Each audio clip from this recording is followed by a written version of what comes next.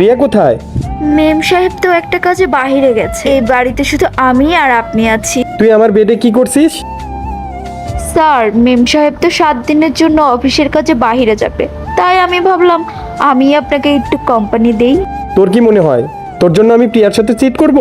মাফ করবেন স্যার, ওকে ভুল হয়ে গেছে। আজকের পর থেকে কখনো যদি এসব বলিস না, আমি প্রিয়াকে সব বলে দেব।